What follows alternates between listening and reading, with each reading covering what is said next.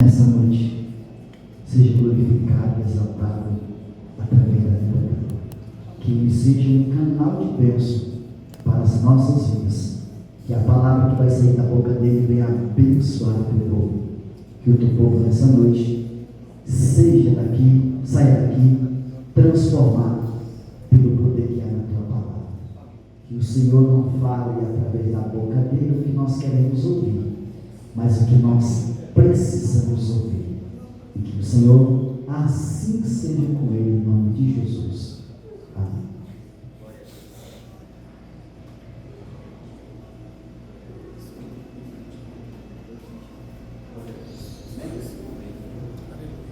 Eu salvo os irmãos com a paz do Senhor Jesus. Paz do Senhor. Glória a Deus. Eu quero exaltar e engrandecer o nome do Senhor, porque Deus é bom e a sua misericórdia dura para sempre. Aleluia. Quero agradecer a Deus por essa oportunidade também, agradecer ao pastor José Carlos pela confiança e pela oportunidade. Louvar a Deus pela vida do nosso pastor José Carlos. Só Deus sabe as lutas que é de um pastor, então que Deus continue abençoando ele. Quero louvar a Deus pela vida do nosso pastor Cosme também, um servo de Deus, que me ensinou isso também, que o maior cargo que podemos ter nessa terra é de servo de Deus, e é um grande exemplo de servo de Deus para todos nós. Também o pastor Silas não está aqui, mas louvar a Deus pela vida dele, um grande homem de Deus, cheio do Espírito Santo. E agradecer a Deus por poder fazer parte desta casa de oração, desse ministério com todos os irmãos, que Deus possa abençoar todos em nome de Jesus. Eu irei ler o Evangelho de Jesus Cristo, segundo escreveu Lucas, no capítulo 4, a partir do versículo 18.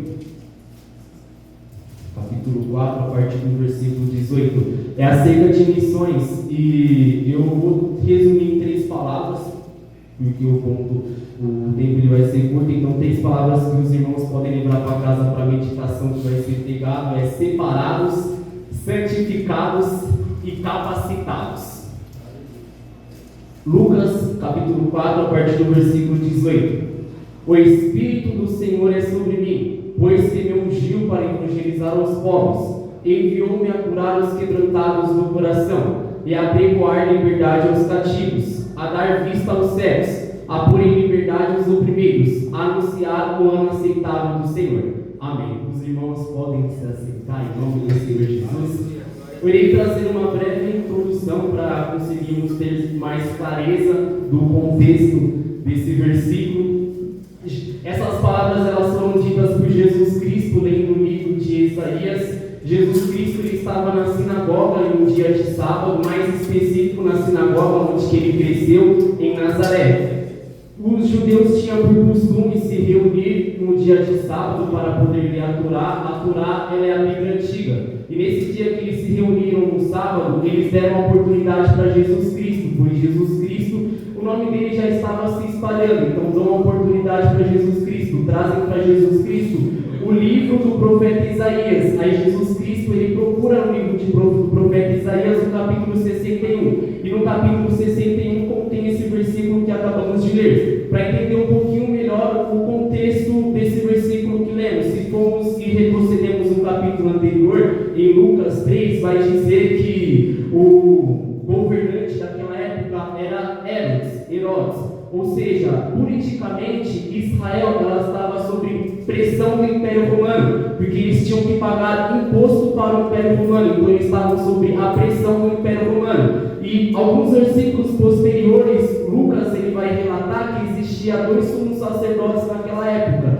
Na época que Jesus ele leu esse versículo de Isaías, que os 2 sumos sacerdotes é Anás e Caifás. Então, se tem 2 sumos sacerdotes, significa que o sacerdócio ele está corrompido, porque é permitido ter apenas um sumo sacerdote. Então, recapitulando, politicamente eles estavam sob pressão do Império Romano, porque tinham que pagar imposto, e espiritualmente eles estavam em decadência, porque havia 2 sumos sacerdotes. Então, no templo já não tinha mais a presença de Deus. Porém, alguns capítulos posteriores vai dizer que se inicia o ministério de João Batista. João Batista ele é profetizado no Antigo Testamento, que é aquele que vem para preparar o caminho do Messias.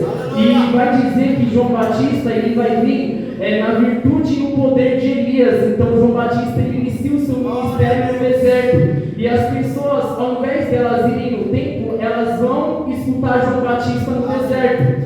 E aqui a gente já pode aplicar algo para nossas vidas, porque até mesmo o pastor José Carlos ele falou que muitas das vezes a gente vê algum texto no Antigo Testamento e queremos pegar como bênção, mas não cumprimos os mandamentos do Antigo Testamento, falando que é apenas para sacerdotes. E aqui a gente entende que o povo ele poderia ir para o templo, porém eles preferiam ir para o deserto. Nós sabemos qual que é a palavra de João Batista no deserto. A palavra de João Batista no deserto é arrependei-vos, é convertei-vos, é apontar e é...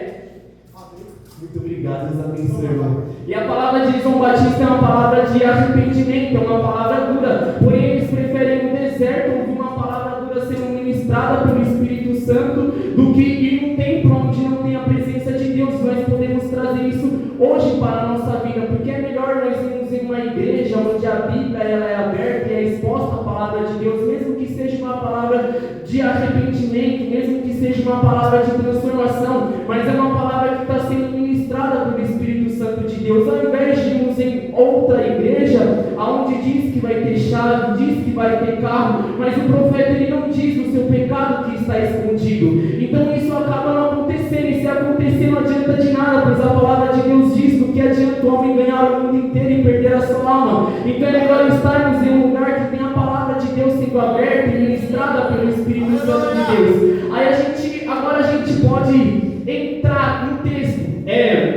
João Batista ele começa a pregar, e quando ele prega, muitas pessoas ao invés de ir ao templo, vêm ao deserto. Ele começa a batizar, muitas pessoas são batizadas por João Batista. Isso nós vamos ver um pouquinho mais na frente. João Batista ele começa a ministrar e começa a batizar muitas pessoas, até que João Batista ele está no Jordão realizando os batismos, e Jesus Cristo vem e ele diz: eis aí o Cordeiro de Deus que tira o pecado do mundo. E ele batiza Jesus Cristo. Quando ele batiza Jesus Cristo, o Espírito Santo desce sobre Jesus Cristo em forma corpórea de pomba.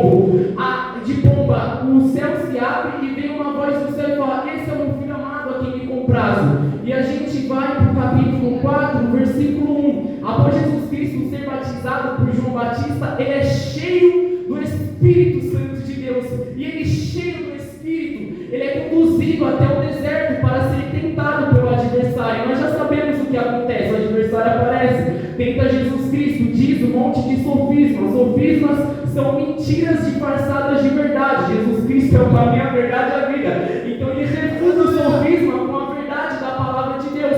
E o adversário se aparta de Jesus Cristo. E nós entendemos que o texto ele vai dizer, no versículo 1 do capítulo 4, diz que Jesus, cheio do Espírito, voltou do Jordão e foi levado ao deserto.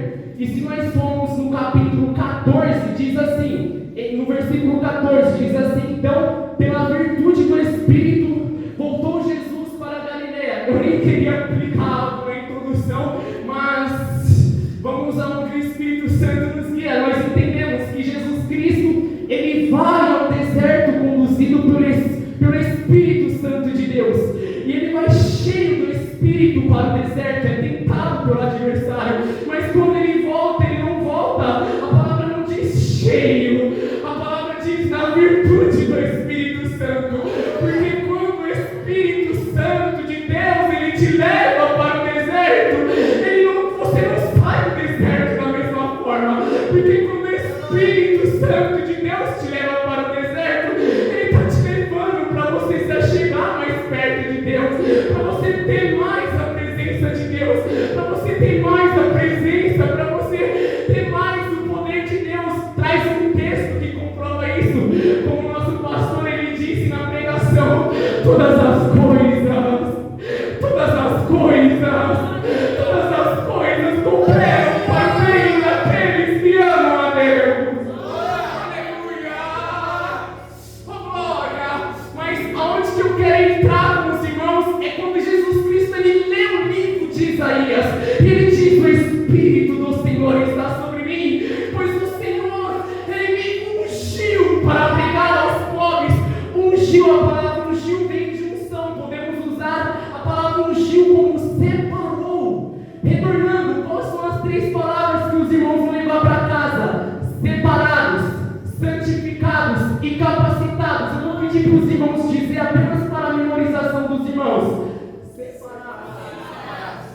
santificados e capacitados. Mais uma vez.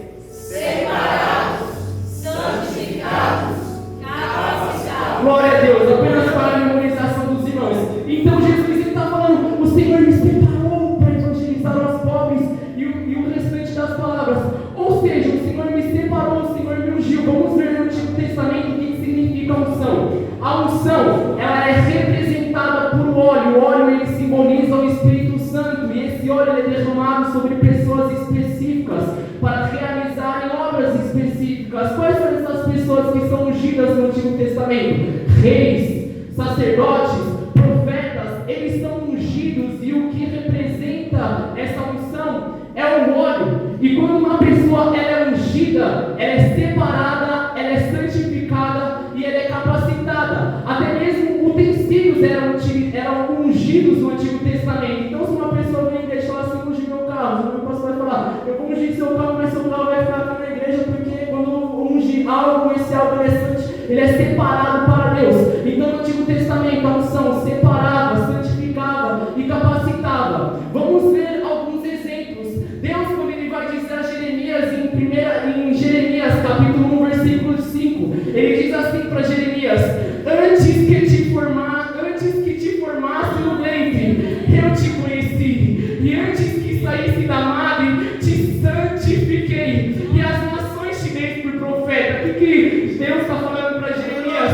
Eu te separei, eu te santifiquei, eu te capacitei para ser profeta. Mas continuando, Samuel ele vai ungir Davi. Aqui eu poderia contar a história, mas os irmãos conhecem, e o tempo faz a gente correr. Então Samuel, quando ele vai ungir Davi, vem os irmãos de Davi, Samuel pergunta a Jessé, não tem mais nenhum filho? Jessé fala, tem Davi no pasto. Samuel fala, chama Davi. O profeta só se senta à mesa quando Davi chegar. Quando Davi chega, em 1 Samuel capítulo 16, versículo 13, diz assim: então Samuel tomou um vaso de azeite e ungiu no meio dos seus irmãos, e desde aquele dia em diante o Espírito do Senhor se apoderou de Davi.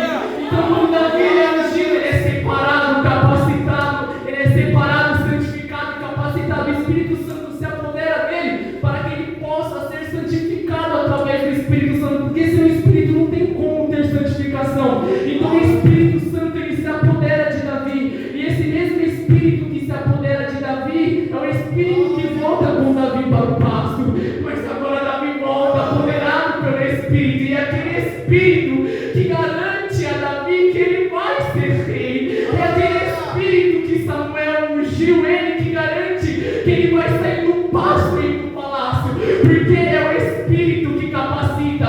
Mas continuando, vamos para Eliseu, que é ungido como profeta.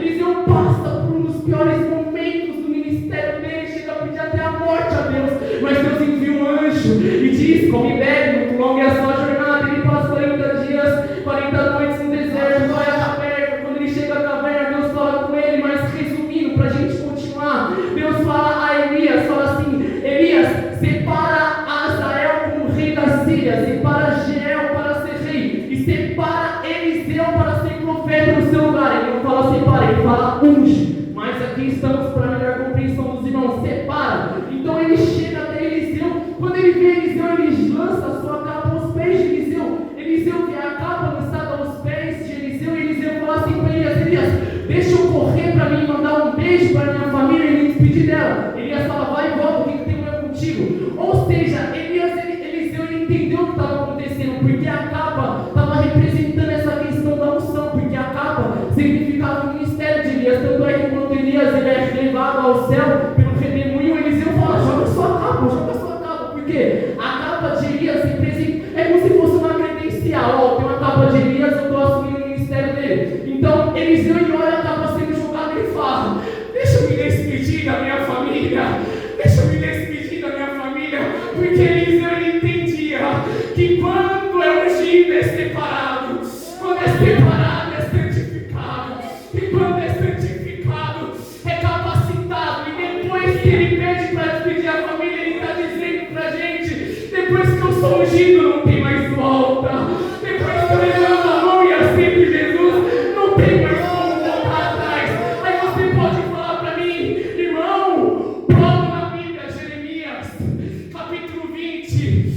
versículo 9, Jeremias diz: então disse eu, não lembrarei mais do Senhor, não falarei mais do seu nome. Mas quando eu disse isso, o meu coração ele ardeu em fogo, os meus ossos eles corroeram. O que Jeremias está dizendo? Quando eu disse que eu ia parar, quando eu disse que eu não ia mais pregar, quando eu disse que eu ia abandonar Jesus, a unção de Deus queimou no meu coração e disse: você vai continuar. Ai, irmão, eu lembro de uma pregação do pastor Silas nesse púlpito, que ele diz: o crente ele chega aqui, sem força, fraco, mas sai revigorado. Por quê? Porque quando ele chega, o Espírito testifica, e Jesus Cristo diz dentro dele, a unção diz dentro dele: você vai continuar, você não vai parar, você vai conseguir. Eu te separei, eu te santifiquei, eu te capacitei. Você vai chegar no céu, você vai chegar no céu, meu irmão. Oh, Deus, João Paulo, o presbítero, disse acerca das 10 virgens, das 5 loucas e das 5 prudentes. Mas eu já quero deixar Deus usar minha boca para dizer: meu Deus, Deus grande.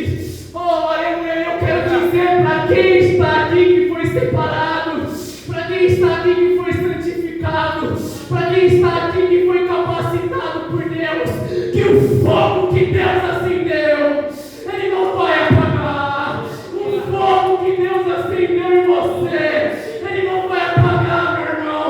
Ele não vai apagar, minha irmã. Deus te separou, Deus te santificou e Deus te capacita. Ele é contigo. Você vai conseguir, você vai chegar. Mas vamos continuar, que o tempo ele corre.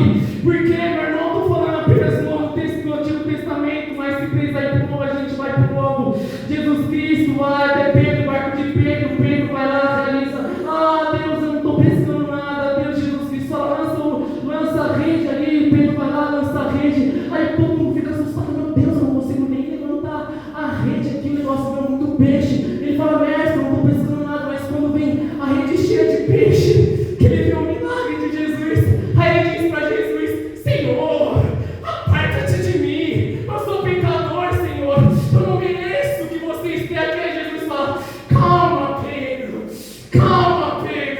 a partir de hoje você não é mais pescador de peixes. A partir de hoje, Pedro, você é pescador de homens. O que Jesus está falando? Eu estou te separando, Pedro. Você não pesca mais peixe, agora você pesca homem. Paulo, escrevendo a carta aos Coríntios, diz: Paulo, chamado para apóstolo, ou seja, separado para apóstolo. Deus me separou para apóstolo. E depois ele continua e fala que a igreja também é separada, porque ele fala que a igreja é santa, e santa significa separada. Então ele fala que a igreja também é separada. Talvez você pode pensar: mas Deus separa porque Paulo é apóstolo, Deus separa porque Pedro é apóstolo. Não, se a gente for para a Bíblia, a gente vai ver. O que a gente vai ver? A gente vai ver em João capítulo 15, versículo 16. Se tivesse na tela, seria melhor para os irmãos, mas depois vocês podem conferir. João capítulo 15, versículo 16. Jesus Cristo, ele diz: não me escolhestes vós a mim, mas eu vos escolhi a vós. Ou seja, Deus ele te separou. Você pode pensar: mas eu não vi uma capa sendo jogada aos meus pés, meu profeta foi lá na minha casa lá derrama óleo da unção. Como que eu estou sendo separado? Meu irmão, minha irmã, eu não sei como Deus te separou, mas eu sei como Deus me separou. Como que Deus me separou? Me separou na tribulação. Você vem pela dor ou você vem pelo amor? Como Deus me separou? Tirou minha casa, tirou meus bens, me colocou em um lugar fechado, mais de 10 portões, e não tinha mais lugar, não tinha mais como olhar para a direita, nem para a esquerda, nem para frente, nem para trás. Deus estava me separando. A única coisa que eu tinha para fazer é olhar para cima e falar: Senhor, me salva.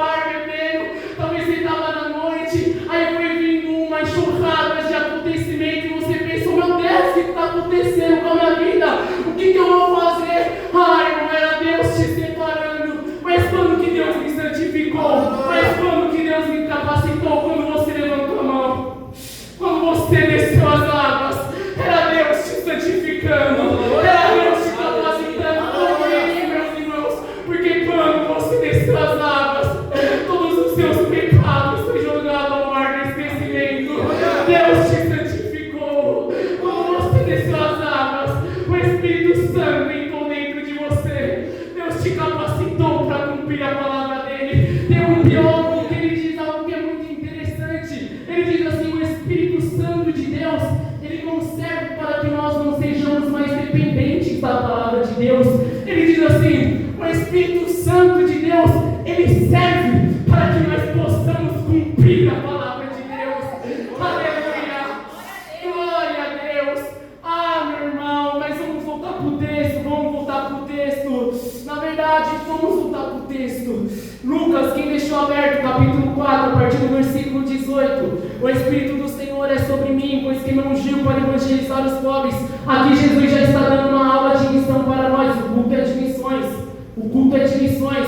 Jesus Cristo está falando isso. O Senhor me ungiu, o Senhor me separou. Não tem como a igreja fazer missões se não for separada. Não tem como a igreja fazer missões se não for santificada. Não tem como a igreja fazer missões se não for capacitada. Ou seja, não tem como a igreja fazer missões se não tiver unção. Toma cuidado com o que você está falando aqui, está no altar. Vamos para o texto então. Na verdade, eu quero já explicar o que estava acontecendo aqui para os irmãos entenderem, para a gente dar uma glória a Jesus. Porque se fosse eu, já tinha dado muito glória a Jesus. Agora é 8h21. Vou explicar o que estava acontecendo aqui no texto para a gente dar uma glória a Jesus. Depois que Jesus ele leu o texto de Isaías, ele se assenta na cadeira e fala assim: hoje se cumpriu essa profecia.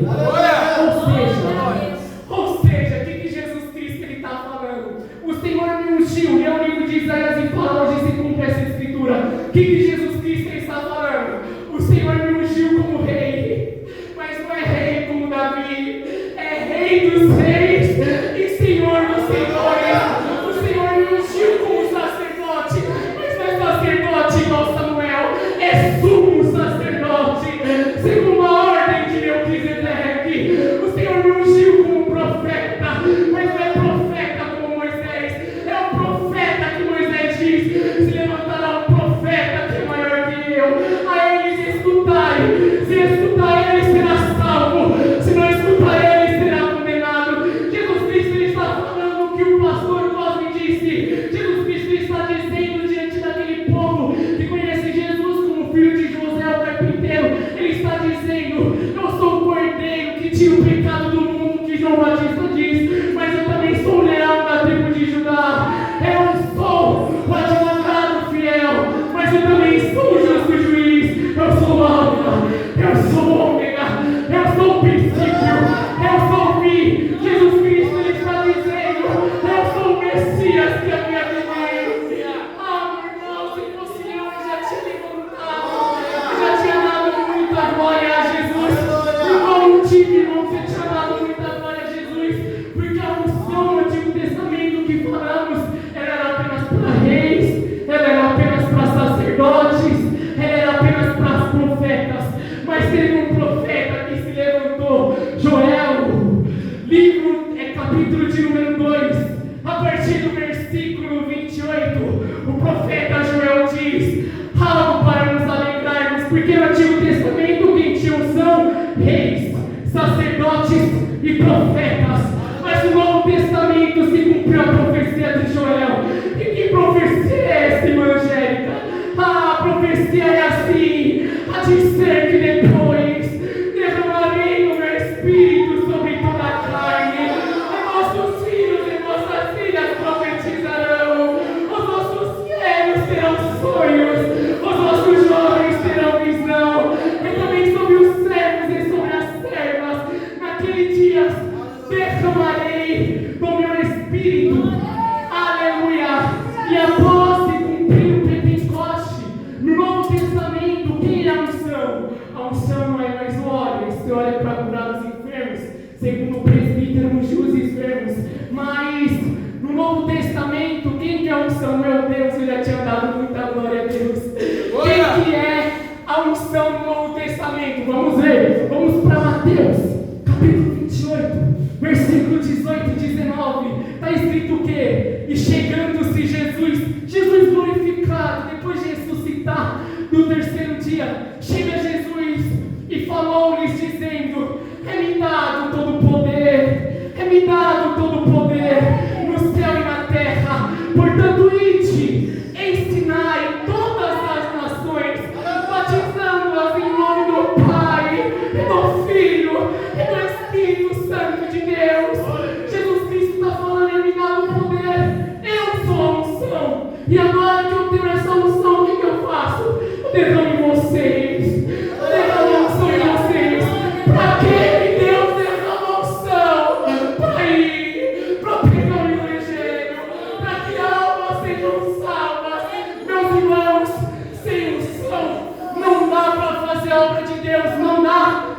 tem mais texto, não tem problema. O que não falta é Bíblia, a revelação completa. Quer mais texto de que não dá para fazer a obra sem ter unção? Lucas 24, capítulo 29. Eis que sobre vós enviou a promessa do meu Pai. Ficai, porém, na cidade de Jerusalém, até que do alto sejais revestidos de poder. Fica separado em Jerusalém, até que olheis, santificai e capacitar o Espírito Santo de Deus. Irmão, não dá para fazer a missão sem ter unção. 1 Tessalonicenses, capítulo 1, versículo 5. Porque o nosso evangelho não foi a voz somente em palavras, mas também em poder, no Espírito Santo. 1 Coríntios 2:5. A minha palavra, a minha pregação não consistiu em palavras persuasivas de sabedoria humana, mas em demonstração do Espírito e do poder. Meus irmãos, permita-me conjurar e ilustrar, porque não dá tempo de ler a palavra, mas eu quero contar essa história para os irmãos. Paulo está vindo de Coríntios e está indo até Éfeso. E quando ele chega em Éfeso, eu vou conjecturar mais que está escrito, tá? Eu estou conjecturando. Paulo ele chega em Éfeso e ele fala assim para os irmãos de Éfeso: meus irmãos, o que está acontecendo aqui nessa igreja? A igreja não dá glória a Deus? A igreja não fala em línguas? Vocês conhecem o batismo com o Espírito Santo? Meu irmão, aí os Éfesos falam assim: Paulo, batismo com o Espírito Santo? O que é isso, Paulo? O que é isso, Paulo? Aí Paulo diz: meus irmãos, o que você está fazendo na igreja se vocês não sabem o que é batismo com o Espírito Santo de Deus? Aí Paulo, cheio da unção, cheio da autoridade, fala: como que vocês servem a Jesus? Aí eles dizem: irmão, a gente conhece o batismo de João Batista para arrependimento dos pecados. Paulo, vem aqui que eu vou te ensinar um mistério. Vem aqui que eu vou te ensinar um mistério. Põe a mão na cabeça, 12 varões. Ele ora, fala assim, fala assim para eles. Ele ora em nome de Jesus e fala assim para eles: recebe o batismo com o Espírito Santo de Deus, em nome do Senhor Jesus. Os 12 varões começam a falar em línguas, os 12 varões começam a profetizar. Ninguém fez obra, cresce, ninguém fez obra, se expande, porque a obra vai para frente, por causa do poder do Espírito Santo de Deus. Aí, meus irmãos, tem uns engraçadinhos que é filho de sacerdote, os filhos de serva.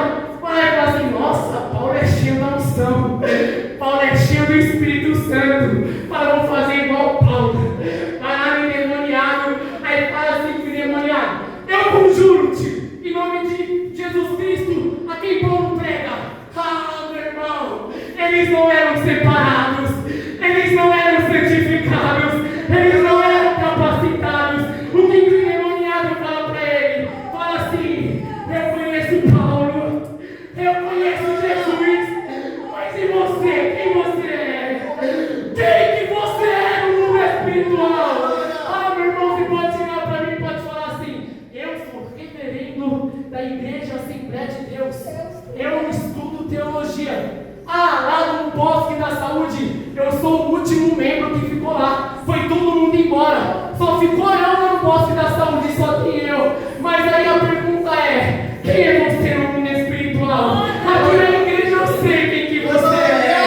Aqui na igreja eu sei quem que você é. Mas me diz, quem é você no mundo espiritual? Meu irmão, você pode olhar para mim e falar assim: eu não sei quem eu sou no mundo espiritual. Tudo bem então, já que eu fiz uma pergunta, eu vou facilitar, eu vou realizar outras perguntas para você saber quem que você é no mundo espiritual. Me responda uma coisa: quantas lágrimas você derrama aos pés de Jesus? Me responde que eu te digo quem que você é no mundo espiritual. Responde para mim: quantas perseguições você sofre pelo nome de Jesus? Me responda que eu digo quem que você é no mundo espiritual. Responde para mim: quanto você se sacrifica para Jesus? Me